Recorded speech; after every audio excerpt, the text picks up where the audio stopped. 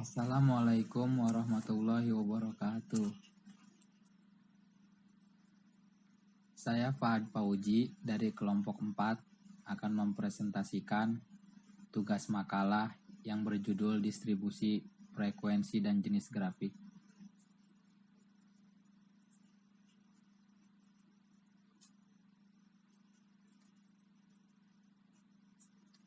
Identifikasi masalah. Yang pertama, apa itu distribusi frekuensi? Yang kedua, apa pengertian dari distribusi frekuensi? Yang ketiga, apa saja elemen dalam distribusi frekuensi? Yang keempat, tabel atau grafik apa saja yang terdapat di distribusi frekuensi? Tujuan dan manfaatnya. Yang pertama, memberikan informasi tentang distribusi frekuensi. Yang kedua, memberikan informasi tentang pengertian distribusi frekuensi. Yang ketiga, memberikan penjelasan tentang elemen-elemen yang terdapat di distribusi frekuensi. Yang keempat, memberikan penjelasan tentang tabel atau grafik yang terdapat di distribusi frekuensi. Pengertian distribusi frekuensi. Distribusi frekuensi adalah penyusunan data dalam bentuk kelompok mulai dari yang terkecil sampai yang terbesar berdasarkan kelas-kelas interval dan kategori tertentu. Manfaat penyajian data dalam bentuk distribusi frekuensi adalah untuk menyederhanakan penyajian data sehingga menjadi lebih mudah untuk dibaca dan dipahami sebagai bahan informasi.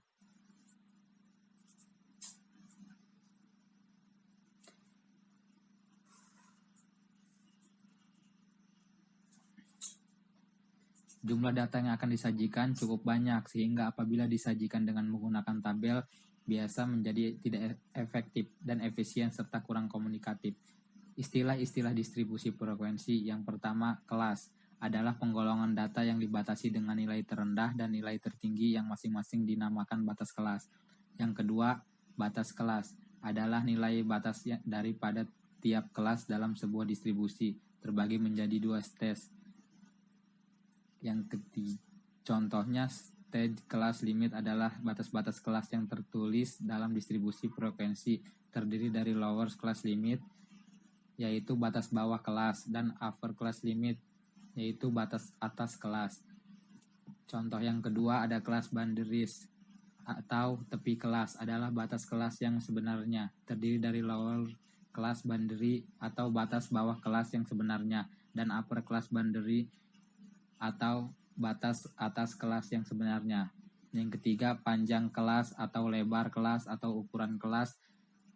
Bilangan-bilangan yang menunjukkan panjang, lebar, ukuran dari tiap-tiap kelas yang merupakan lebar dari sebuah kelas dan dihitung dari perbedaan antara kedua tepi kelasnya.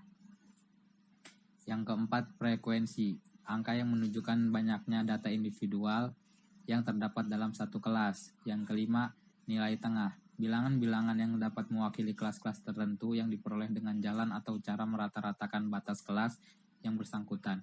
Dalam arti, yaitu rata-rata hitung dari kedua batas kelasnya atau tepi kelasnya. Tabel distribusi frekuensi. Dalam dunia statistik, kita mengenal berbagai macam-macam tabel distribusi frekuensi. Dalam makalah ini akan dikemukakan mengenai 4 macam tabel distribusi frekuensi, yaitu tabel distribusi frekuensi data tunggal, tabel distribusi frekuensi data kelompokan, tabel distribusi frekuensi kumulatif, dan tabel distribusi frekuensi relatif. Yang pertama, tabel distribusi frekuensi data tunggal, yaitu jenis tabel distribusi frekuensi yang menyajikan frekuensi dari data tunggal yang terdiri sendiri atau tidak dikelompokkan.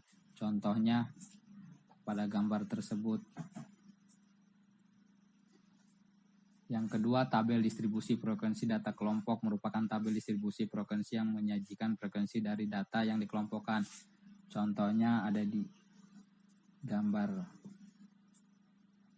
Yang ketiga, tabel distribusi frekuensi kumulatif merupakan tabel statistik yang menyajikan frekuensi dari data yang dihitung dengan ditambah-tambahkan baik dari atas ke bawah maupun dari bawah ke atas dibedakan menjadi dua, yaitu yang pertama frekuensi kumulatif atas atau FK, yaitu frekuensi yang angka-angkanya ditambahkan dari bawah ke atas. Yang kedua frekuensi kumulatif bawah atau FKB, yaitu frekuensi yang angkanya ditambahkan dari atas ke bawah. Contohnya nih pada gambar tersebut. Yang keempat, tabel distribusi frekuensi relatif atau tabel persentase. Tabel distribusi frekuensi relatif adalah jenis tabel statistik yang di dalamnya menyajikan frekuensi dalam bentuk angka presentasi. Nilai presentasi dihitung dengan menggunakan rumus. Contohnya pada gambar tersebut. Oke, Assalamualaikum warahmatullahi wabarakatuh. Perkenalkan, nama saya Syafil Uma. Saya dari kelompok 4. Saya ingin melanjutkan presentasi dari teman saya. Oke, saya akan melanjutkannya. Saya masuk ke bagian 2.5. Di sini ada tahapan penyusunan distribusi frekuensi. Secara umum, langkah-langkah yang diperlukan untuk membuat tabel distribusi frekuensi adalah sebagai berikut. Yang pertama ada menyusun urutan dari data yang observasi dari yang terkecil hingga terbesar. Jadi dari data yang terkecil dulu baru ke yang terbesar. Yang kedua itu tentukan nilai maksimum dan pun terbesar dari nilai minimum, yaitu terkecil, dari data mentah. Kemudian hitunglah rentang atau jangkauan range dengan menggunakan rumus R sama dengan X max sama dengan dikurang X min. R sama dengan X max dikurang X min. Ketiga itu menentukan banyaknya kelas yang simbolkan tanda K dengan rumus target. Dan K ini banyaknya kelas dan N adalah banyaknya sampel yang diobservasi. Yang keempat, menentukan panjang lebar ukuran dalam kurung kelas interval dari tiap-tiap kelas dengan rumus CI sama dengan R dibagi K, yaitu range atau jangkauan dibagi banyaknya kelas. CI itu merupakan bilangan bulat yang mempunyai nilai kelipatan 3 atau 5 yang diperoleh dengan cara membulatkan ke atas dari hasil perhitungan. Yang kelima ada menentukan batas-batas kelas serta memasukkan setiap individu atau item dari data yang diobservasi ke dalam kelas yang bersangkutan dengan cara TBK sama dengan BBK dikurang 0,5 dalam kurung skala terkecil, tak sama dengan bak ditambah 0,5 dalam kurung skala terkecil, panjang interval kelas sama dengan tak dikurang TBK. Ini keterangannya apa sih TBK? TBK adalah kepanjangan dari tepi bawah kelas, bak itu batas atas kelas, tak itu tepi atas kelas, yang BBK itu adalah batas bawah kelas. Oke, next. Oke, yang keenam ada membuat tabel distribusi frekuensi yang terdiri atas kolom interval, kelas, tally, dan frekuensi. Jadi dapat 3 kolom. Yang ketujuh, menghitung jumlah frekuensi dengan tol dengan dalam kolom tally sesuai dengan banyaknya data, lalu isi kolom frekuensi sesuai dengan tally. Di sini ada kelas interval itu 50 sampai 55, ada 56 sampai 61, 56 ke 61. Di sini tally-nya itu 3, yang buat yang 50 sampai 55, yang 56 ke 61 itu 2. Frekuensi F-nya itu 3, sedangkan 56 61 itu 7 di sini, dan sebagai berikut. Oke, selanjut 2.6, jenis grafik distribusi frekuensi ada histogram, ada polygon, ogive.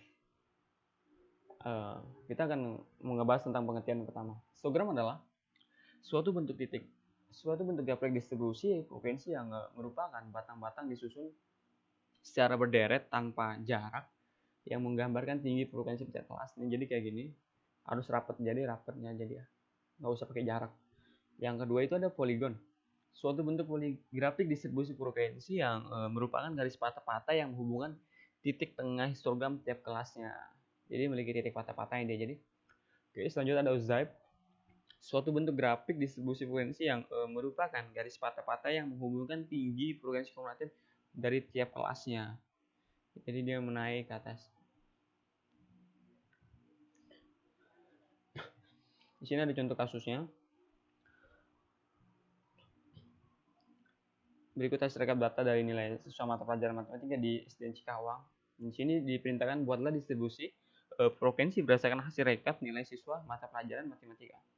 Dan penyelesaian itu di sini ada, karena dalam pembuatan distribusi frekuensi ini kita diwajibkan untuk menggunakan Microsoft Excel dalam bentuk maka berikut langkah-langkah dalam membuat distribusi frekuensi di Microsoft Excel. Di sini kita menggunakan Microsoft Excel 2010.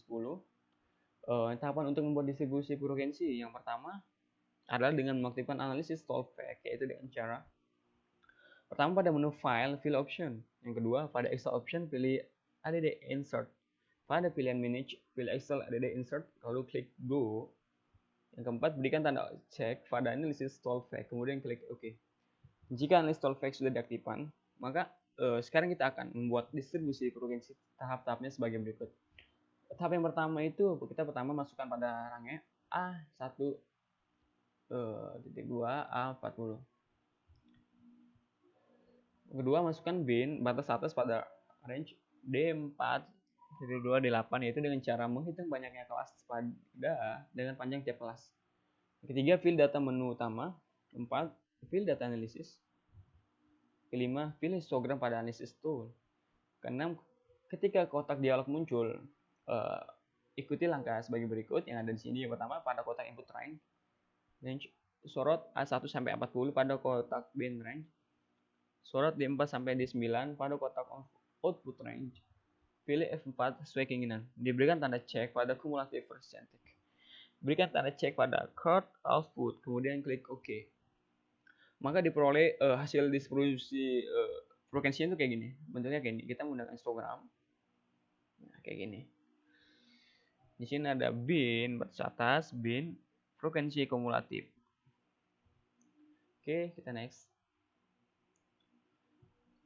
Bab 3 menutup. Di sini kesimpulannya adalah distribusi frekuensi mengandung pengertian suatu keadaan yang menggambarkan bagaimana sih frekuensi dari gejala atau variabel yang dilambangkan dengan angka itu telah tersarut, terbagi atau terpencar, atau disebut sebagai pengumpulan data ke dalam beberapa kategori yang menunjukkan banyaknya data dalam setiap kategori. Adapun alat penyajian data statistik bisa berupa tabel yang disebut sebagai tabel distribusi frekuensi. Data yang sudah dikelompokkan dalam bentuk tabel distribusi frekuensi dapat disajikan dalam bentuk grafik supaya menjadi lebih menarik dan informatif aja sih. Grafik pun memiliki berbagai macam jenis dalam penyajiannya. Dan untuk sarannya di sini terdapat saran dalam penulisan penelitian ini memberikan beberapa saran. Yang pertama, untuk materi tentang distribusi frekuensi ini sebaiknya lebih dilengkapi, lebih di search lagi, dicari lagi untuk bisa menambahkan, karena pada makalah ini hanya poin-poin penting saja yang dibahas. Dan kedua, lebih tersusun lagi dalam penulisan agar pembaca masih tidak kebingungan, dan bisa kalau seandainya tulisan rapi kan bisa yang bacanya pun bisa jelas untuk membacanya dan bisa lebih menarik lagi lah untuk yang melihatnya. Oke, selesai presentasinya. Saya mohon maaf kalau seandainya presentasi ini kurang jelas. Saya juga masih proses belajar dan saya minta maaf. Sekian dari kelompok 4. Wassalamualaikum warahmatullahi wabarakatuh.